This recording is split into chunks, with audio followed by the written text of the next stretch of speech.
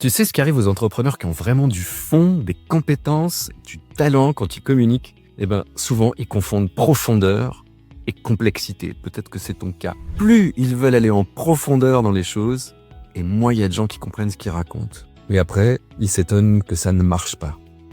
Franchement, j'en vois passer des dizaines par jour, que ce soit sur les réseaux ou que ce soit parmi mes clients. Je vois des messages magnifiques, des messages profonds, alignés dont le monde a vraiment besoin, qui sont inspirants. Mais à la fin de ce message, tu sais toujours pas ce que la personne fait, à qui ça s'adresse, ni concrètement comment est-ce qu'elle peut t'aider.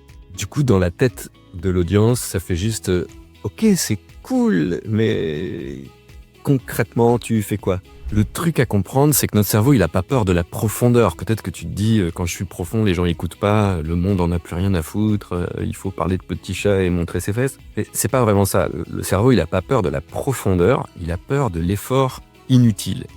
Je te pose le contexte, les neurosciences sont claires là-dessus. Notre cerveau, à nous, il a l'impression que oui, il faut de la profondeur, il faut plein de choses, il faut plein. Ok, mais notre cerveau, il est resté à l'état primitif. C'est-à-dire que sa première mission à lui, et ça change pas beaucoup depuis des siècles, et même plus longtemps que ça, c'est la survie et l'épanouissement. Point. À chaque fois qu'il doit comprendre quelque chose, il dépense des calories. Et plus il dépense de calories, moins tu peux survivre au danger. En tout cas, dans son contexte, à la préhistoire, quand il y avait plein de dangers partout. Et on est encore là. Donc, ne crois pas que ton message est mauvais. C'est juste un réflexe de survie dans le cerveau de ton prospect, surtout qu'il est inondé de messages tous les jours sur les réseaux. Donc, ça ne dit rien sur ta valeur. Bonne nouvelle. C'est juste comme ça qu'on fonctionne tous. Tu dois juste le piger. Chacun regarde le monde depuis sa fenêtre.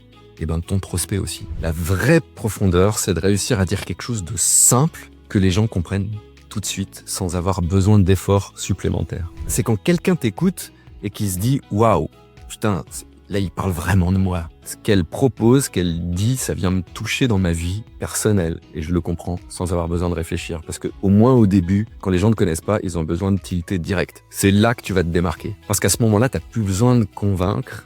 La personne est déjà avec toi. Et le copytelling, l'approche que j'ai fondée avec mes 2 collaborateurs qui mélangent le copywriting, l'art de faire passer à l'action, l'art de vendre, et le storytelling, l'art d'inspirer par les mots, de raconter des histoires, raconter une histoire, c'est le mélange des deux. Ça inspire et ça fait passer à l'action. Et le copytelling ne va pas enlever ta profondeur, ça va juste la traduire.